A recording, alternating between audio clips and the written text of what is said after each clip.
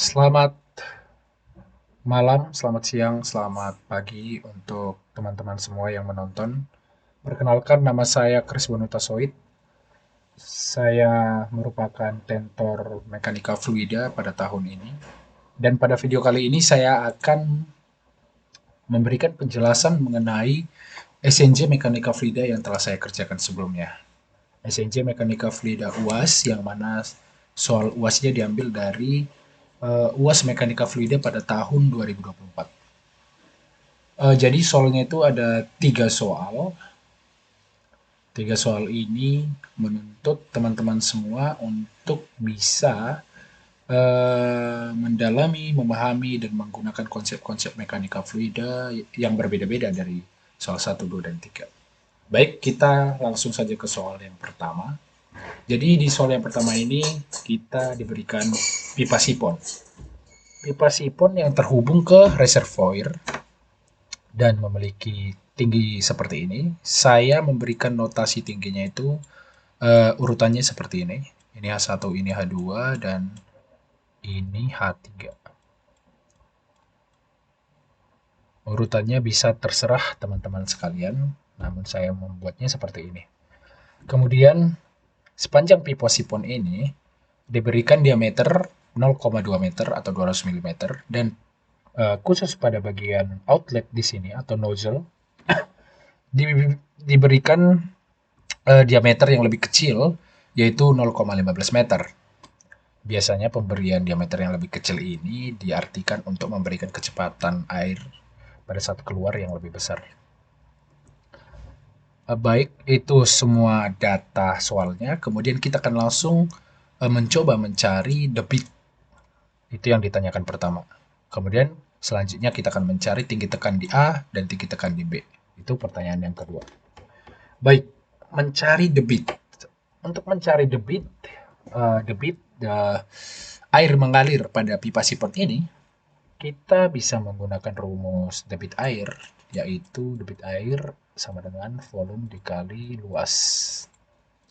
Nah, kita bisa menentukan luas di sepanjang pipa ini, baik itu di bagian keluaran, baik itu di bagian pipa sipon sepanjang ini, karena kita sudah diberikan diameternya. Jadi, jika kita ingin mencari A, kita tinggal menggunakan rumus luas lingkaran, yaitu seperempat pi d pangkat 2. Yang tidak kita dapatkan di sini, informasinya adalah nilai dari V di sini, atau kecepatan. Nah, inilah yang akan kita cari pertama kali untuk dapat menentukan berapa besarnya debit.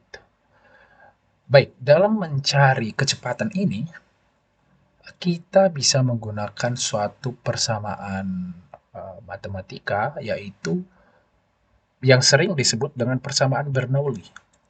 Jadi persamaan Bernoulli ini menyatakan bahwa jika kita meninjau titik 1 dan titik 2 misalnya, titik 1 dan titik 2, maka tinggi tekan atau jet pada titik 1 ini ditambah dengan tekanan pada titik 1 ditambah dengan tinggi kecepatan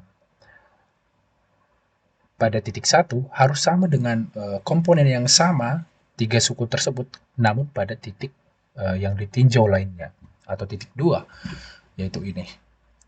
Karena pada suku ini kita bisa melihat ada variabel kecepatan, maka kita bisa mendapatkan kecepatan tadi ya dari rumus Bernoulli ini.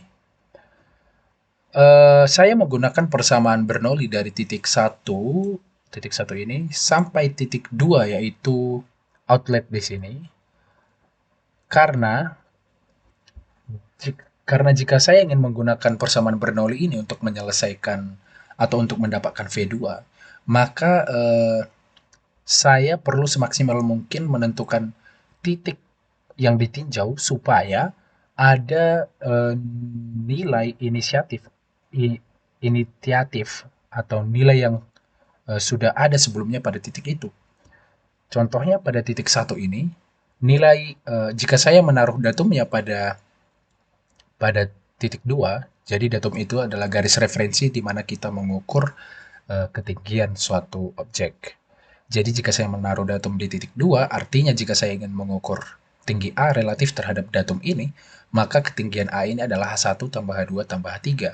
Namun jika datum saya itu berada di sini, maka ketinggian A ini relatif terhadap datum saya ini adalah 2,6.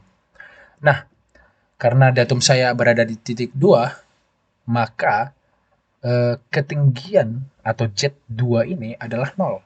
Maka saya bisa mencoretnya. Kemudian Z di satu ini adalah H3 tambah H2. Oke, jadi Z-nya ini memiliki nilai, yaitu H2 tambah H3. Kemudian, secara intuitif dan secara teori, kita bisa mengetahui bahwa pada titik satu ini ya, pada titik satu ini kecepatannya adalah 0.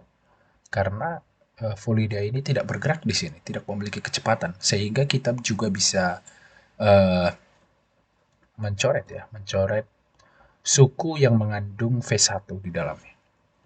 Kemudian bisa kita lihat pada titik 1 dan titik 2 dia terekspos ke udara luar, sehingga uh, tekanan pada titik 1 dan titik 2 adalah tekanan atmosfer. Namun karena saya mengerjakan ini dalam tekanan gauge atau P gauge,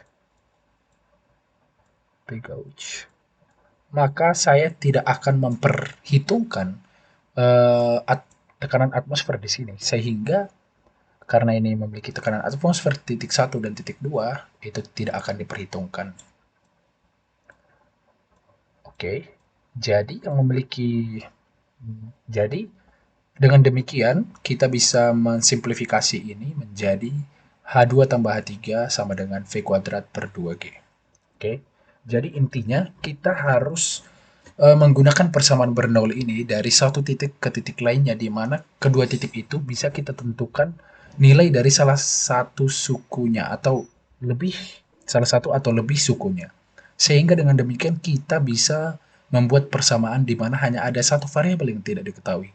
Seperti di persamaan ini, karena kita ingin mencari V, maka usahakan persamaan Bernoulli kita itu hanya ada satu variabel yang tidak diketahui dan variabel itu adalah variabel yang ingin kita cari.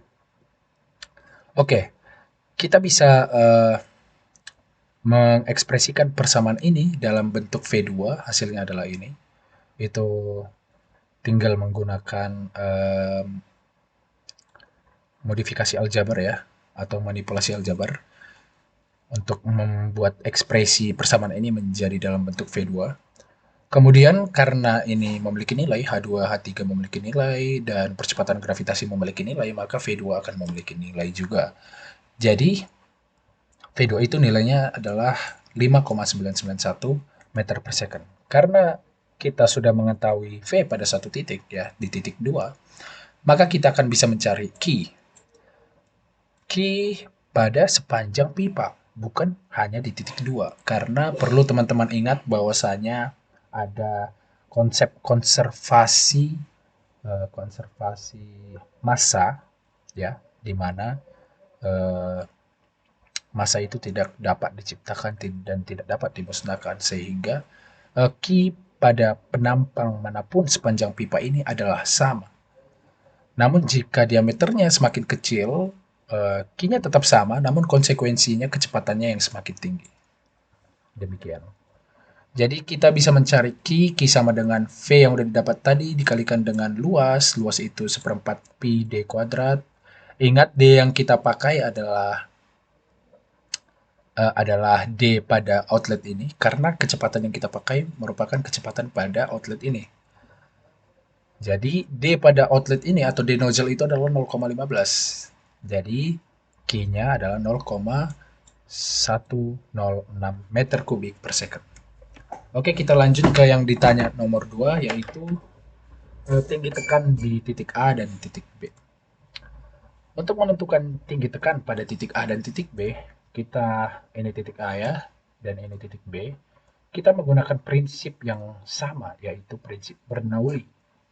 Kita tahu di rumus Bernoulli itu ada suku yang mengandung ini P. Maka P inilah yang nantinya akan kita cari ya, PA dan PB di sini. Jadi kita menggunakan rumus Bernoulli.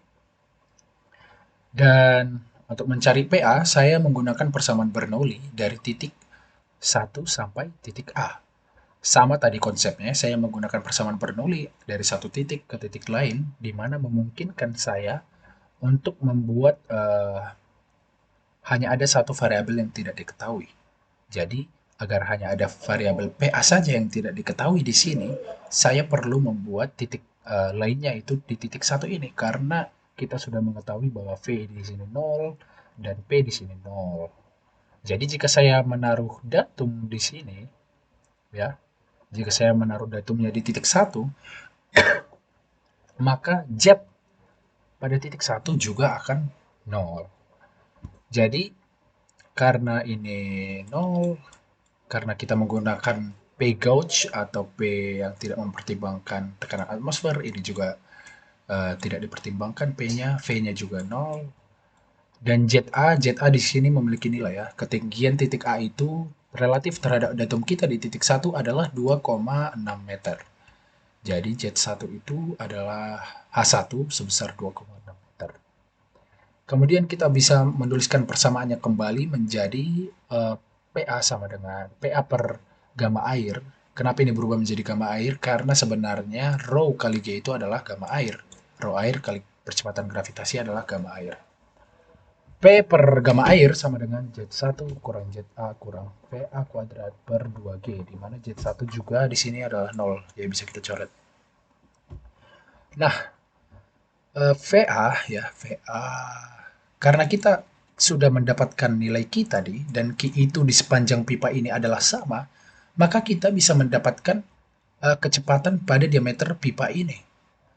Dengan menggunakan rumus V sama dengan Q per A. Ya, ini tinggal membalikkan aja, karena Q sama dengan V kali A, maka V sama dengan Q per A. Oke, Q pada ini adalah V pada A ya, V pada titik A. Maka ini juga A atau luas penampang pada titik A. Luas penampang pada titik A ini adalah diameter pipa. Diameter pipa kuadrat dikali 1/4 kali pi. Oke. Jadi kita bisa mencarinya, kita bisa mencari VA sama dengan Q per luas penampang pada titik A, yaitu sebesar 3,37. Oke, jadi nilai VA di sini, suku VA sudah diketahui, sehingga yang tidak diketahui hanyalah PA saja. Jadi kita bisa mencari PA dengan menyederhanakan atau mengubah atau memanipulasi persamaan ini dalam ekspresi PA. Oke, jadi ZA itu adalah min ZA adalah min H1, di sini H1, dikurang VA kuadrat per 2G, yang mana VA itu udah didapat tadi, dikali gamma air. Gamma air itu 9.810 Newton per meter kubik. Oke, jadi yang tidak diketahui hanyalah PA. Karena ini semua diketahui, maka kita bisa mendapatkan nilai PA sebesar minus 31.186 Pascal. Selanjutnya adalah tinggi tekan di titik B. Prinsipnya sama, menggunakan persamaan Bernoulli dari titik 1 sampai titik B. Namun datum saya akan saya tempatkan di titik B, supaya jet B atau ketinggian titik B relatif terhadap datum akan sama dengan 0. Sehingga ini akan mempermudah perhitungan saya untuk menemukan PB atau tekanan pada titik B. Oke, kecepatan di titik 1, 0. Ini dia. Kecepatan di titik 1, 0. Tinggi Z1 itu relatif terhadap datum kita adalah H2. Oke, H2 itu adalah ini, H2. Karena titik 1 ini tingginya relatif terhadap titik B adalah sebesar H2. Kemudian Z diketahui, P1 itu karena kita pakai tekanan gauge, jadi tekanan atmosfer tidak diperhatikan atau tidak perhitungkan dalam hitungan kita. VB, VB diketahui, V pada titik B merupakan V pada titik A. Oke, ini karena luas penampang pada titik A dan titik B adalah sama. Bisa dilihat ini titik A dan ini titik B. Jadi titik B ini belum mengalami pengecilan diameter ya. Dia berada setinggi, dia berada sedikit di atas nozzle, pipa nozzle ini yang diameternya dikurangi. Jadi secara geometri luas penampang A dan penampang di titik A dan penampang di titik B adalah sama, sehingga kecepatannya akan sama. Oke, kecepatannya diketahui, sehingga yang tidak diketahui di sini hanyalah PB. Kita bisa mencari PB dengan memanipulasi persamaan ini agar diekspresikan dalam bentuk PB. Oke, kita ini hanya bahasa simpelnya tinggal pindah-pindah ruas saja. Pindah-pindah ruas sehingga di satu ruas hanya ada PB, sehingga kita bisa mengoperasikan semua variabel ini. Hasilnya adalah 10.800,58 Pascal. Jadi itulah tinggi tekan di titik A. Oke, itu untuk soal nomor 1. Sekarang kita masuk ke soal nomor 2. Jadi soal nomor 2 ini diberikan suatu persoalan di mana ada dua tabung. Ini saya sebut sebagai tabung 1 dan ini saya sebut sebagai tabung 2. Oke, tabung 1 dan tabung 2 ini memiliki luas penampangnya masing-masing, yaitu A1 dan A2. Dan jelas luas penampangnya ini berbeda ya. A2 lebih kecil dari A1. Dan ini datanya ya, data dari soal. Ini semua data dari soal. Diberitahu nilai luas pada tabung 1, luas pada tabung 2, diberitahu juga tinggi H1 ini diberitahu juga sebesar 1,8, nilai CD atau koefisien debit diberitahu 0,6, dan diberitahu juga di soal bahwasanya waktu untuk menurunkan muka air setinggi H1 ini ya tidak boleh lebih dari 90 detik. Maksudnya waktu untuk menurunkan muka air setinggi H1 tidak boleh lebih dari 90 detik. Maka T di sini adalah 90. T untuk menyamakan ketinggian keduanya. Apabila ya H1 diberitahu ya, kemudian kita tinggal menyelesaikannya saja. Yang diminta di sini adalah diameter lubang di sini. Ya. Jadi ini adalah aliran yang melalui lubang atau orifice. Orifice, ya benar. Jadi masalah di atas ini bisa diselesaikan dengan menggunakan persamaan yang saling berhubungan satu sama lain. Jadi kita bisa menggunakan persamaan yang mengandung variabel D dan menghubungkan persamaan tersebut dengan persamaan lain untuk kemudian dapat mencari nilai D tersebut. Jadi pada intinya kita akan berusaha mencari persamaan-persamaan yang menghubungkan antara dua tabung ini, baik itu persamaan perubahan tinggi, perubahan volume antara tabung 1 dan tabung 2, dan perubahan debit atau debit. Oke, persamaan 1 yang saya gunakan adalah persamaan debit aliran melalui lubang. Sebenarnya debit aliran melalui lubang sama seperti debit pada umumnya ya, mencari debit pada umumnya, yaitu Q sama dengan volume dikali luas. Di sini volumenya adalah ini, kecepatan dikali luas ya, maaf saya salah bicara. Jadi kecepatannya di sini adalah akar 2GH, ini adalah rumus untuk mencari kecepatan teoritis. Kemudian A itu adalah 1/4 pi D kuadrat.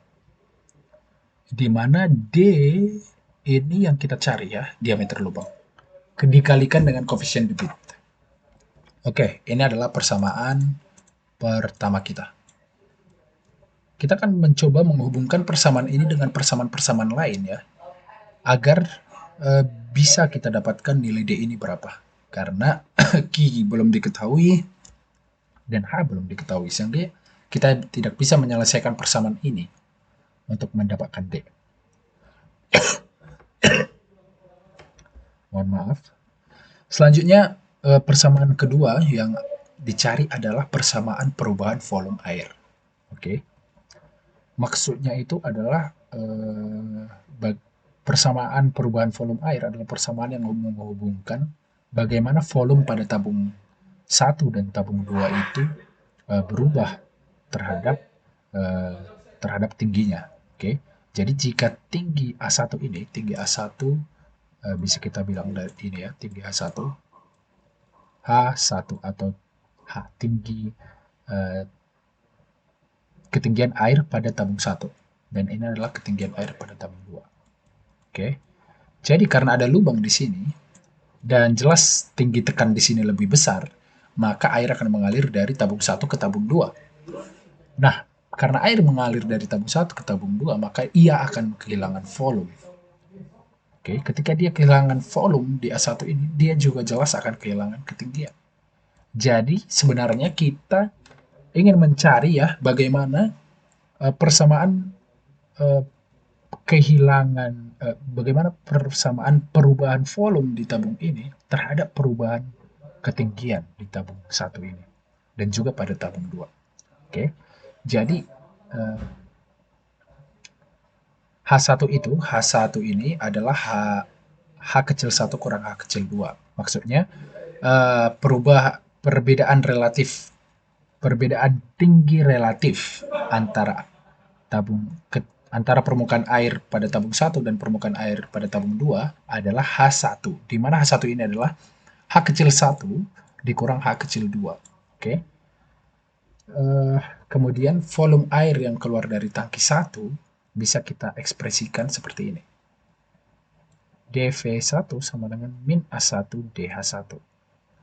Ini awalnya seperti ini ya. Perubahan volume 1 terhadap perubahan ketinggian pada tabung 1 itu sama dengan negatif A1. Maksudnya, perubahan volume pada tabung 1 per perubahan ketinggian pada tabung 1, perubahan ketinggian H kecil ini ya maksud saya, itu akan sama dengan negatif A1. Oh, mohon maaf, harusnya negatifnya ini di sini. Negatif dV1 per dH1 itu sama dengan luas tabung 1.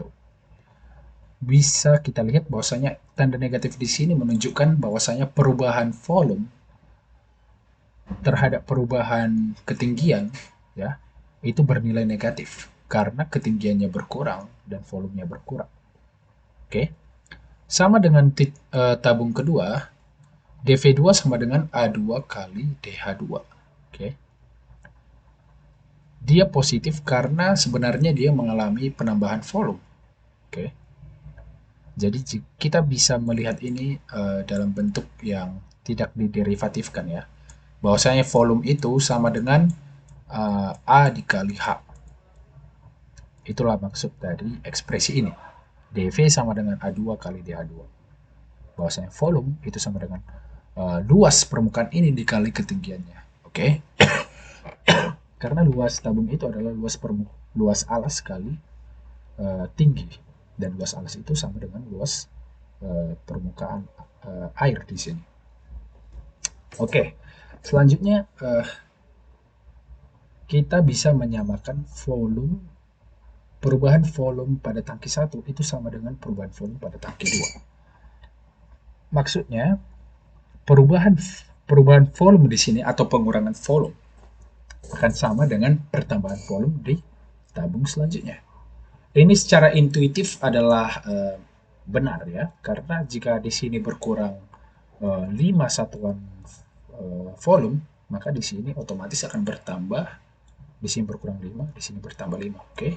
Jadi perubahan volume antara kedua tabung ini adalah sama, namun berlawanan tanda.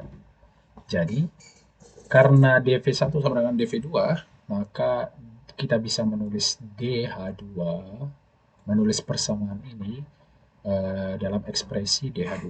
Oke, jadi A2 di sini pindah ruas ke ruas min A1 kali DH1 sehingga DH2 sama dengan min A1 kali DH1 per A2. Itu persamaan kedua. Selanjutnya kita ke persamaan ketiga, yaitu perubahan ketinggian relatif. Kita mengetahui bahwasanya seiring dengan berjalannya waktu, H1 akan berkurang, volume pada tangki 1 akan berkurang, sehingga ketika H1 berkurang dan ini H2 ya, mohon maaf. Ketika ketinggian air pada tangki 1 berkurang, ketinggian air pada tangki 2 bertambah, maka H1 di sini yaitu perbedaan tinggi relatif antara muka air tabung 1 dan tabung 2 otomatis akan berubah. Nah, kita mencoba mencari bagaimana ekspresi perubahan H besar 1 ini. Jadi, perubahan perubahan H1 sama dengan perubahan pada titik 1 dikurang perubahan pada titik 2.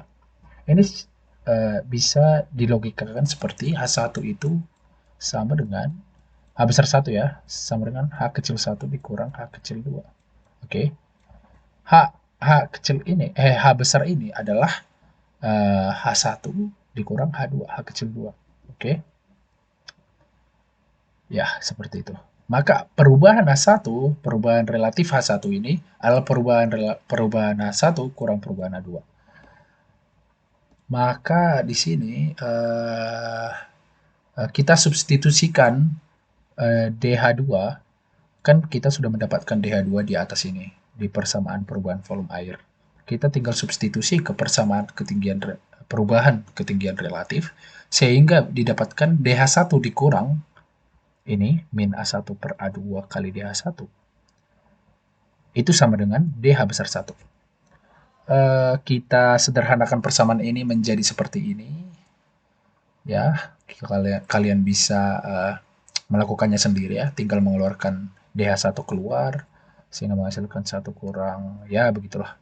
Kemudian kita sederhanakan lagi sampai sampai persamaannya itu dalam bentuk ekspresi DH1, oke? Pokoknya kita menyederhanakan persamaan yang di awal ini bagaimana supaya ekspresi persamaan tersebut berada dalam bentuk DH1. Oke, kita ada DH1 sekarang, tadi ada DH2, sekarang kita mencari persamaan debit terhadap waktu. Kita tahu debit itu satuannya adalah meter kubik, ya, volume per second, waktu. Jadi, persamaan debit terhadap waktu itu adalah, maksudnya seperti ini, bagaimana perubahan volume terhadap perubahan waktu atau laju pengurangan volume air pada tangki 1. Oke. Tanda negatif di sini menunjukkan bahwasanya pada tangki 1 terjadi pengurangan volume air. Kemudian kita substitusikan nilai DH1 pada langkah ketiga ini, kan kita sudah mendapatkan nilai DH1 ke persamaan di sebelah kiri ini. Nah, bagaimana dV1 bisa berubah menjadi A1 DH1? Itu karena tadi jika teman-teman ingat, pada langkah kedua kan kita mencari ekspresi perubahan volume terhadap perubahan ketinggian. Nah, kita dapat dV1 itu min A1 kali DH1. Kita substitusikanlah persamaan tersebut ke min dV1 ini. Min kali min hasilnya jadi positif, jadi A1 kali DH1 sama dengan, per dt sama dengan Q. Oke. Selanjutnya kita bisa substitusikan juga DH1 ini. DH1 kan kita dapat dari langkah ketiga. Kita substitusikan saja semua ini ke sini, hasilnya seperti ini. Oke. Pada langkah kelima, substitusi persamaan pada langkah 4. Oke, pada langkah 4. Pada langkah 4 ini kita dapat persamaan Q. Dan pada langkah 1 kita juga sudah mendapatkan Q. Oke, jadi kita tinggal menyamakan Q di sini dan Q di sini. Oke, tinggal kita samakan Q yang di atas sama dengan Q yang di bawah. Oke. Dengan demikian, jika kita mengisolasi nilai ini ya, variabel dh1 per dt di salah satu ruas, maka semuanya ini pindah ke ruas lainnya. Oke, ini akan seperti ini. Hanya saja dt-nya ikut dipindah, namun akar H di sini kita pindahkan dia ke sini, ke ruas DH1. Oke. Kenapa kita ingin memindahkan H ke ruas DH1? Karena jika kita lihat di sini, ini masih mengandung simbol derivatif ya, dari derivatif atau perubahan H1 per perubahan waktu. Oke. Padahal H1 ini berubah terhadap H kecil. Maka kita perlu H kecil di salah satu ruas ini. Dan kita memindahkan perubahan waktu ini ke ruas lainnya. Oke, jadi ini dt. Nah, karena ini sudah selaras ya, dengan demikian kita bisa mengintegralkan kedua ruas dengan memasukkan parameter batas atas adalah H1, oke, dan batas bawah adalah 0. Ini maksudnya batas atas itu adalah kondisi awal. Kondisi awal kita kan perbedaan tinggi relatifnya adalah H1. Dan ketika ini sudah stabil ya, sudah berhenti proses pengurangan volume pada tangki 1, maka H1 ini nilainya akan 0. Oke, jadi pada awalnya dia bernilai H1, pada akhirnya dia bernilai 0. Jadi batas akhirnya adalah 0. Kita integralkan ini ya. Integral ini bisa ditulis seperti ini sih. Kenapa saya memasukkan akar H di sini? Supaya bisa ditulis integral seper akar H d H1. Oke. Ini batas atasnya H1, batas bawahnya 0. Maka ini akan menjadi 2 kali H1 kurang 0. Oke, kita tahu integral itu ya. Integral itu kalau ini setengah ya, ini pangkat setengah kalau kita hilangkan akarnya. H pangkat setengah. Integral seper H pangkat setengah itu sama dengan integral H pangkat min seperdua. Ini sama dengan min setengah tambah setengah adalah setengah. H pangkat min setengah tambah setengah, setengah. Dan sepersetengah itu sama dengan 2H. Oke, 2H. Di mana H ini dibatasi dari 2 akar H maksud saya ya. Karena ini ada pangkat setengah. 2 akar H. Di mana akar H ini dibatasi dari H1 sampai 0. Maka di sini dikalikan akar H1 dikurang akar 0 adalah 0. Kemudian di sebelah kanan ini kita integralkan juga ya. Integralkan di sini saja. Integralkan terhadap dt. Karena tidak ada suku di ruas ini yang mengandung variabel t, maka ini akan jadi t ya, karena integral 1 itu sama dengan integral 1 dx itu adalah x. Oke, kita perlu mengetahui rumus dasar ini ya. Jadi integral dt adalah t di sini, jadi dia berubah menjadi t. Oke, H1 diketahui, CD diketahui, A1, A2 diketahui, dan T diketahui, maka yang tidak diketahui hanyalah D saja sekarang. Dengan demikian kita bisa mencari nilai D dengan mengisolasi D pada satu ruas dan memindahkan semuanya ini ke ruas lainnya. Menjadi seperti ini. Ini memerlukan kemampuan manipulasi aljabar ya. Dan saya yakin teman-teman semua pasti sudah bisa melakukannya. Kemudian didapat D-nya itu adalah 0,074. Oke. Dan ya selesai. Jadi itu saja.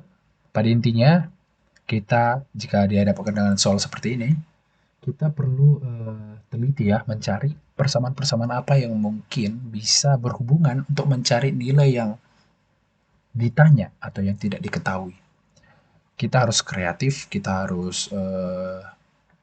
harus sering mengerjakan latihan soal ya, agar kita mengetahui apa saja persamaan-persamaan yang mungkin dapat berhubungan dengan nilai D yang kemudian dapat menyelesaikan nilai D itu sendiri.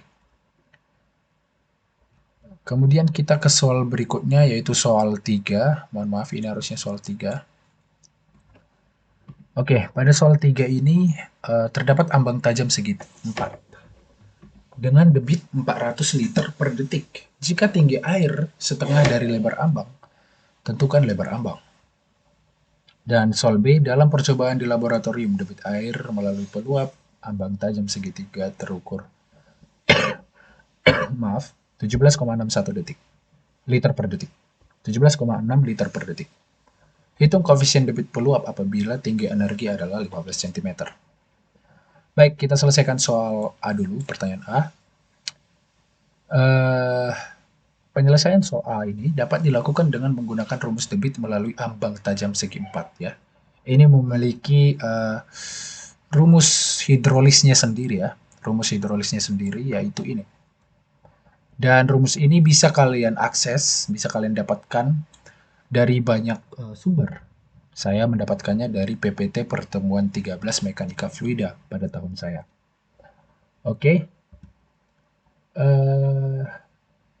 Karena yang ditanya pada pertanyaan A ini adalah lebar ambang ya, lebar ambang. Dan lebar ambang itu adalah B. Oke, B adalah lebar ambang. Ya, dengan tinggi air yang diketahui. Jadi tinggi air diketahui adalah setengah dari lebar ambang. Oke. H adalah setengah kali B. Maka kita bisa menyelesaikan persamaan ini. Q diketahui juga 400 liter. Yang tidak diketahui hanya nilai B saja. CD-nya juga karena CD-nya di sini tidak diketahui, saya mengasumsikan CD-nya 1, oke. Maka kita bisa mengekspresikan B itu, kan persamaan awalnya ini, maaf, persamaan awalnya ini, kita bisa mengisolasi nilai B di dalam salah satu ruas, ekspresinya menjadi seperti ini. Namun kita perlu mengubah terlebih dahulu nilai H menjadi 0,5B di sini. 0,5B pangkat 3/2. H pangkat 3/2. Oke. Maka dengan demikian nilai B adalah 0,681 meter. Sekali lagi, untuk mengubah persamaan ini menjadi persamaan ini, teman-teman sekalian memerlukan harus sering melakukan latihan manipulasi aljabar ya. Selanjutnya soal B adalah koefisien debit peluap atau CD, mencari nilai CD. Oke. Rumus hidrolis debit untuk ambang tajam segitiga adalah ini. Sama saya dapat dari rumus ini dari PPT Pertemuan 13 McFlow. Yang diketahui adalah Q dan H. Kemudian saya mengasumsikan sudutnya menjadi sudutnya 50 derajat. Maksud sudutnya di sini adalah jika ini ambang tajam segitiga, ini adalah sudutnya, sudut alfa. Saya asumsikan saja 50 derajat. Jika tidak diketahui di soal ya. Saya asumsikan 50 derajat dan Q diketahui, alfa diketahui, G diketahui, dan H diketahui, maka kita bisa mencari CD. Kita tinggal memindahkan semuanya ke salah satu sisi lainnya, dan CD diisolasi di salah satu sisi atau ruas, sehingga didapat CD sama dengan Q per ini, dan nilainya adalah 1,834. Oke, sampai sini saja video yang saya buat hari ini. Semoga video ini dapat bermanfaat bagi teman-teman semua. Dan juga semoga ujiannya lancar. Saya doakan untuk semua ujian, semua UAS, terkhususnya mekanika fluida dapat diselesaikan dengan baik dan mendapat nilai yang baik juga. Baik, selamat belajar, tetap semangat, selamat siang, selamat sore, selamat malam, selamat pagi, salam sejahtera untuk kita semua. Terima kasih.